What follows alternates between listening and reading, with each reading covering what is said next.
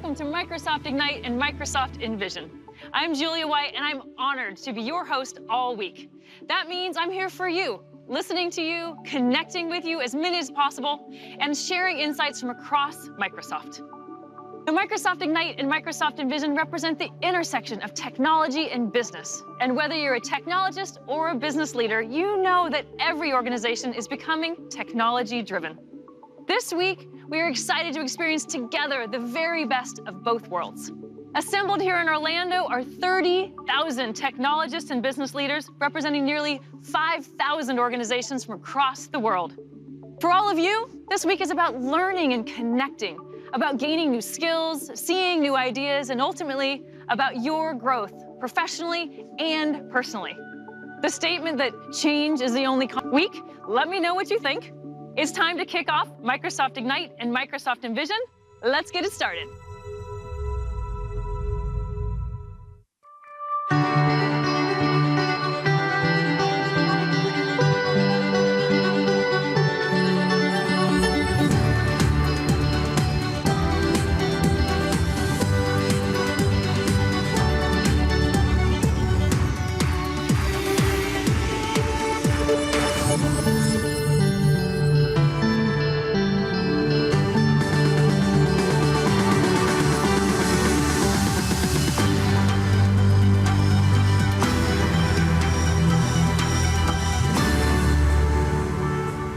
Good morning.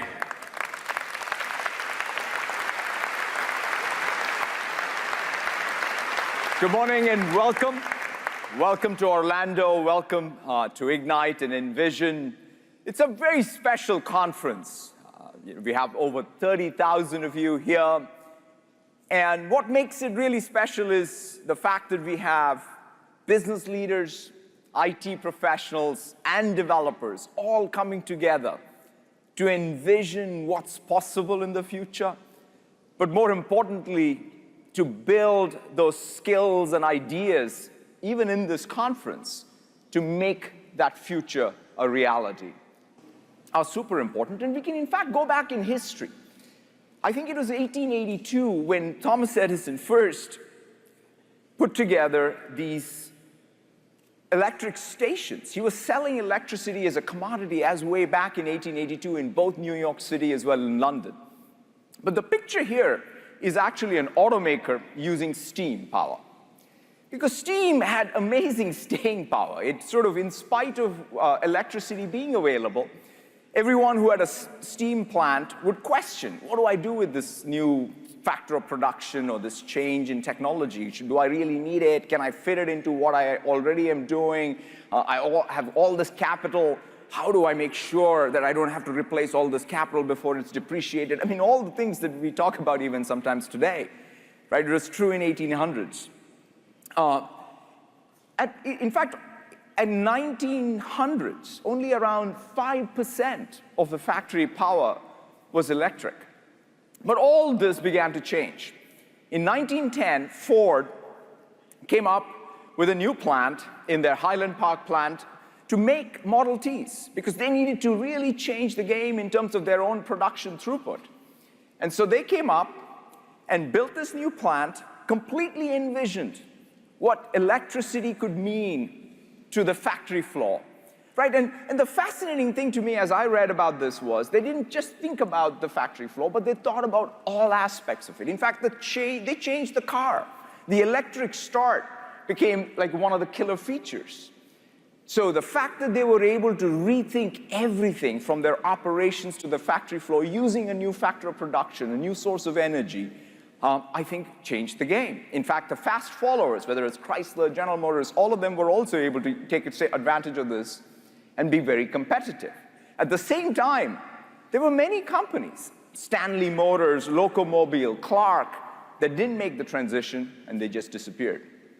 So take Royal Dutch Shell.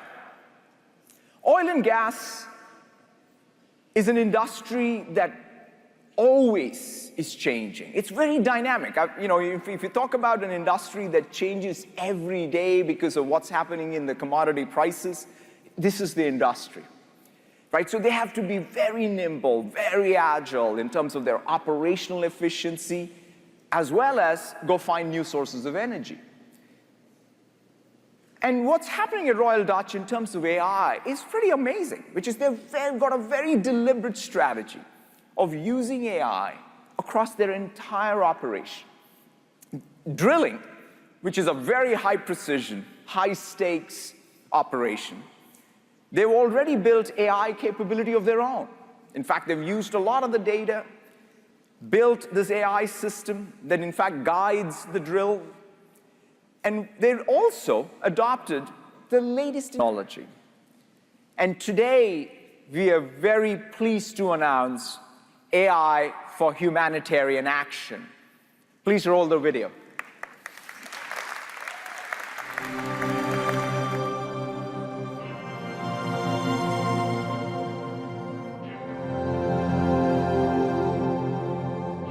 Human rights situation often deteriorate very quickly, and the faster we can get the information and we can react to the situation, it can be a real game changer.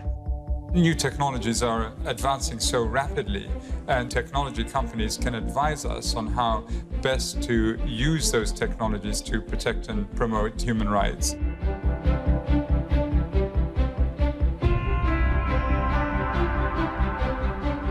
Our objective is automatic damage mapping, because after the disaster, the government needs the damage map to carry out the effective rescue. If we can save the time to grasp the ground damage information, we are able to save a lot of life and facilities. In a new partnership with the World Bank, United Nations, and tech industry partners, we'll be better able to predict when and where famine will occur. Operation Smile's vision really sinks in with what I feel is a fundamental human right. What the volunteers do for the children may seem like a small thing, but they're able to change the lives of the families forever. We're creating a chatbot-based experience for refugees coming out of the Syria conflict. The purpose is to have displaced youth find a way to discover and access learning materials. You can engage directly with the course content. It's just the beginning of the impact that we hope to have with the tools at our disposal.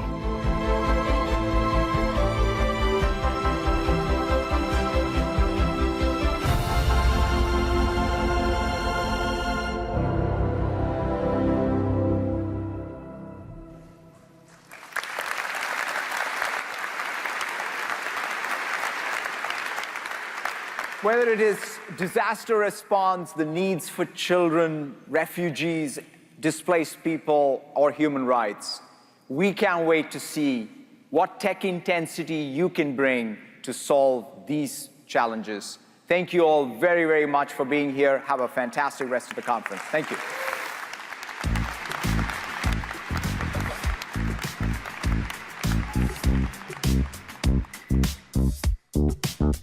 Please welcome Microsoft Corporate Vice President, Azure, Julia White.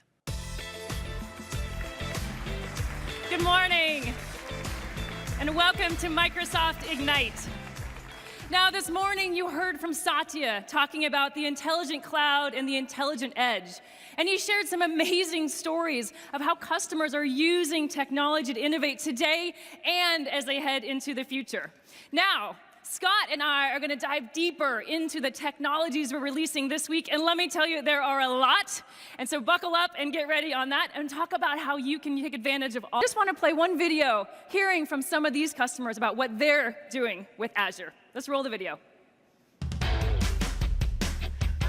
Microsoft Azure allows us to move forward our DevOps strategy. It's a way for us to manage, maintain, and build out our infrastructure. Scale is the #1 reason we're looking to deploy it on Azure. This has allowed us to move much faster than we ever could have in the past. We love the ability for us to, every single day, every single hour, almost in real time, assess what is important for our customers. The data lake is powered by Azure SQL Data Warehouse, which stores all of the structured data. The analytics platform is able to work with Azure APIs, build all of the analytic infrastructure, run the actual algorithm, and then tear down all this infrastructure as well. The key with serverless is really that you have a very short way from coding into actual operation of your code. Where Visual Studio App Center stood out was its reliability. We can write tests in one language, run them on a bunch of devices, and be able to rely on the test results. Being able to provide access to data centers worldwide was a primary driver for us to head to Azure. Through the use of the hybrid benefit, we'll be able to reduce our overall cost by up to 82%, making a better total cost of ownership to our clients. We are all racing towards the cure. By bringing the community to the data, we're actually able to speed the discovery of new knowledge. Microsoft helped us achieve our digital transformation. It's put us over the top. We can handle the volume. We're like, bring it on. We want more.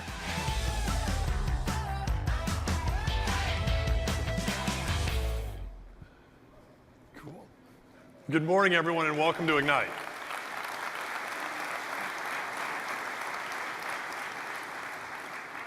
So Julia just gave you some great context about Azure, and now I'm going to dive deeper into the technology and talk about some of the fantastic capabilities it provides and walk through some really great innovations that we're incredibly excited to announce and release for the first time today.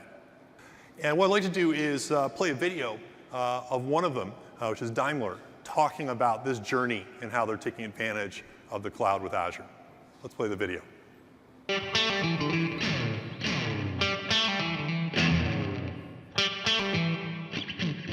Our IT strategy is speed, being fast for the customer. This is one of the reasons why we choose Azure.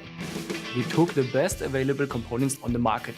Azure not only gives a foundational architecture and infrastructure which was very robust and scalable, but it was delivered with high speed and agility. SAP on HANA coupled with the Azure infrastructure is extremely secure and reliable, so we believe that this stack will stand the test of time. We are saving 40 to 50% of the infrastructure costs Azure compared to the regular data center costs. At the end, around 4,500 buyers will use the new procurement system. Around 60% of $160 billion is handled with the system. That's a big chunk of money. And a big chunk of responsibility. This is the pioneering project with this size of infrastructure, with this system, with this awesome team that we have here. That motivates me every day, and we see the results in the user's experience.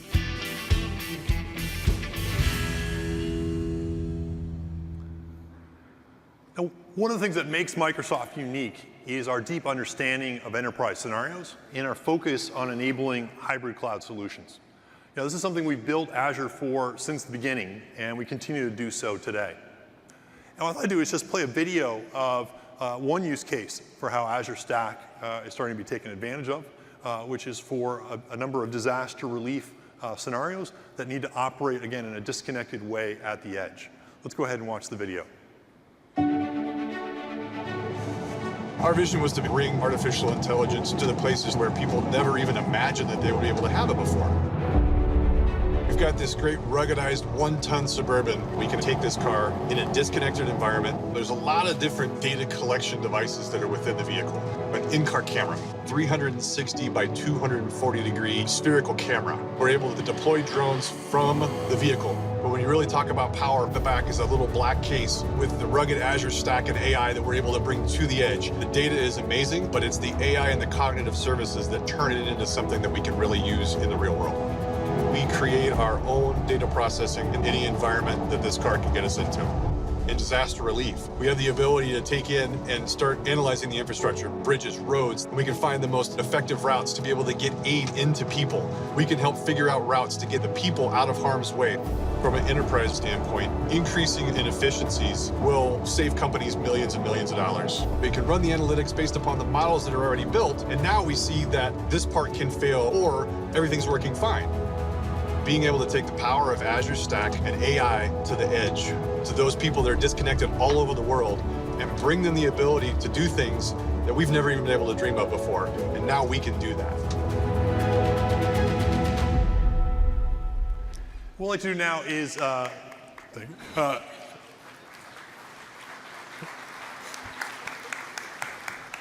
like to do now is introduce Natalia and Mahak on stage. And have them actually show the scenario in action and how it's been built with Azure and Azure Stack. Here's Natalia. Thanks, Scott. So we created a prototype of the adaptive emergency response system that you saw in the video. Here's the Recovery Dispatch Center that tracks our response crews and their locations. You can see here that the application has detected a problem with a power line. The system considers crew availability, weather conditions, supply chain of available parts, and time required to fix issues to select the right crew. We dispatched a crew to investigate. Let's look at the data that they returned. Safety is paramount, so drones are sent to survey critical infrastructure for potential damage. The AI models on the drones assess damaged power lines based on scoring the footage in real time. In addition to the drones, there are multiple sources of data, such as SUV sensor data and preloaded maps. The data is all brought together and scored by the AI model on Azure Stack to provide real-time recommendations and situational awareness for how we respond to the crew. In this case, I can see the power line is critically damaged. The system recommends repairing immediately.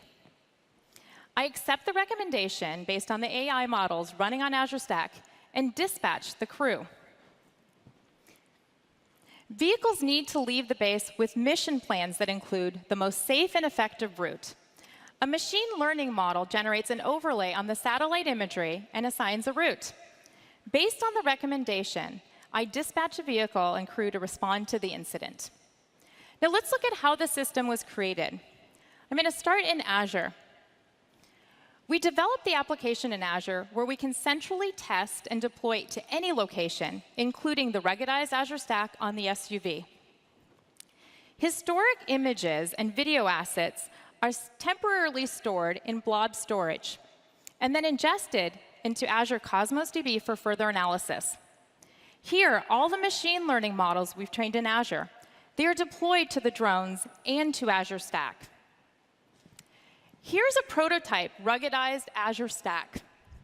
It brings Azure Consistent Cloud to harsh operating environments.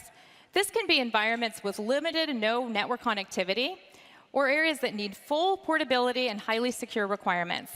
These smaller form factor ruggedized systems are perfect for scenarios such as disaster relief or other locations where you don't have a data center.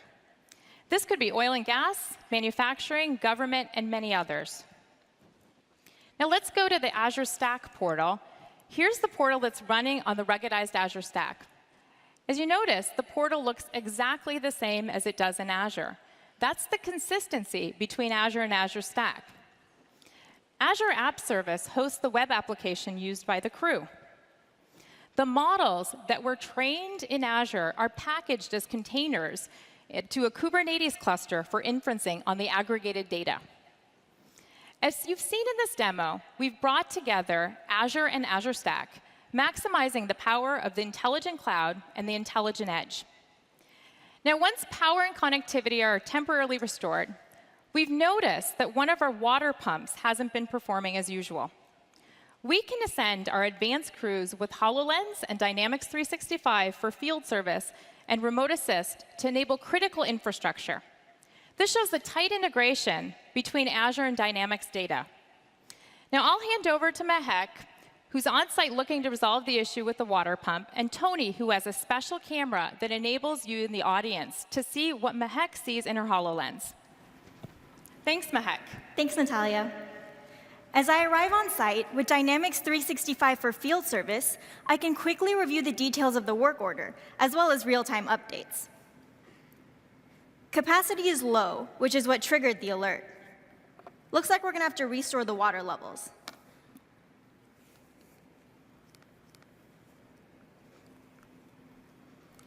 As Natalia mentioned, since power has been restored, the standard reset sequence just hasn't been performing as usual. Looks like we're going to have to try something different. And for that, I'll need the help of somebody a little more experienced with the machine. Usually, this could take days or even weeks to schedule. But with Remote Assist and HoloLens, I'm able to do it in a matter of seconds. Remote Assist connects me to a remote expert and gives them a window into my world. Not only is the expert able to see what I see, but they can also mark up my world with 3D annotations.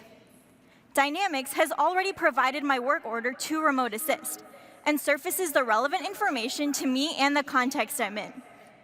Not only that, but Dynamics has also recommended to me an expert based on work history, skill set, and availability. So let's give Ryan a call.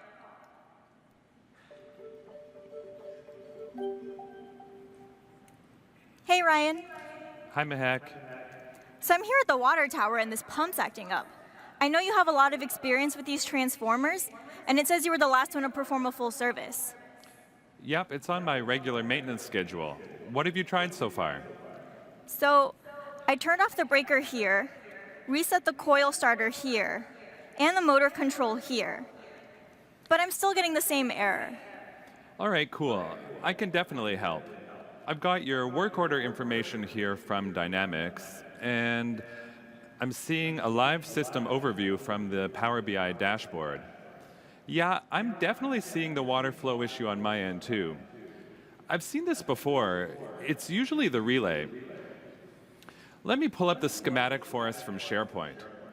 It looks like the relay is here. Let's check and make sure that all the connections are solid to that relay. Can you follow this line and confirm that the cables and connections are solid? Yeah, it all looks good. Okay, let's take a look at the ice cube relay here and check those contacts. Oh, they're looking pretty corroded. Oh, I thought so. Do you happen to have a spare in your kit? Yeah, I do. Okay, great. Let's go ahead and swap that out.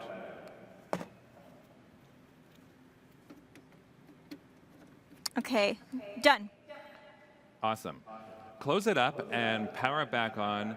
And just to be safe, stand off to the side.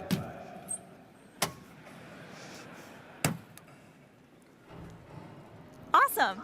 It started right up. And the pump's running too. Thanks again for your help, Ryan. That would have taken forever.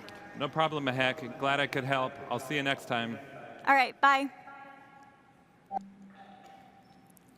Now that the call has ended, I can close the work order. And this automatically updates Dynamics to reflect that the job is complete, what time the repair was made, the fact that I reached out to Ryan via remote assist, as well as some other information about the repair. Not only is all of the system data updated in real time, but my company has set it up so that the solution is automatically saved to SharePoint. This way, others can take advantage of the information associated with the repair for knowledge sharing. All right, now that the system is back up and running, let's take a look at the Power BI dashboard and check on the overall system health. Taking advantage of the Azure IoT network and connected field service, Power BI is able to give me a real-time look into the system. Awesome. Looks like the water levels are steadily rising. Full water pressure should be restored in no time. My work here is done. On to the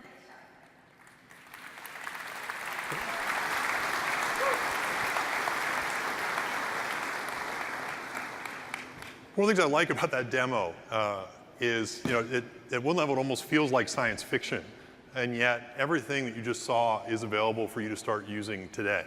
That ruggedized device, which they just carted off stage, is an Azure Stack instance that Dell's starting to sell this week that you can use to transport in a truck or anywhere else. Azure IoT, which we'll talk about in a lot more data later, gives you that flexibility to integrate with any type of device. Now, one of these great customers is PCL, who's using Azure IoT and the digital twins technology today.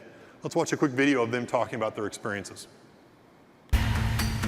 As a builder, the transition into smart buildings and being able to offer that as a service and be able to help our owners to get the most value out of the building is critically important to us. PCL created JobSite Insights, an IoT-based smart construction platform based off of Microsoft Azure, Azure Digital Twin, and Azure Maps technologies. It starts with instrumenting a job site with various IoT sensors, and then streaming that data in real time through the lifetime of the project. The platform actually gives us physical hotspots in the building. They show red areas, which will drive us to go to that area and find out what the problem is. We're relying on our JobSite Insights platform to monitor the temperature, humidity, and pressure in 483 units. That's something that would normally be done by hand. Our cloud-based information is more readily available. It facilitates collaboration, so we can have all interested parties with the right information at the right time. By gathering data from sensors instead of people, we can focus those people on more effective and efficient things that drive value back to our owner. PCL spends $200 to $300 million a year on energy. With job site insights, we anticipate 15 to 20% savings just in fuel and electricity costs. We have a significant opportunity to change the face of construction through the use of digital technology. Without the cloud, we would not have been able to do the things that we're doing today. As we continue to drive along our digital journey, Microsoft's going to be a critical partner for us. We can pretty much accomplish anything together. So we've covered a lot of new services and capabilities within Azure today and walked through a lot of amazing opportunities that are there for all of us to be able to build great new applications in this intelligent edge and intelligent cloud world. I hope you enjoy the rest of Ignite. We're really looking forward to getting your feedback, and I can't wait to see the great apps and solutions that you build on Azure. Thanks so much, and have a great week.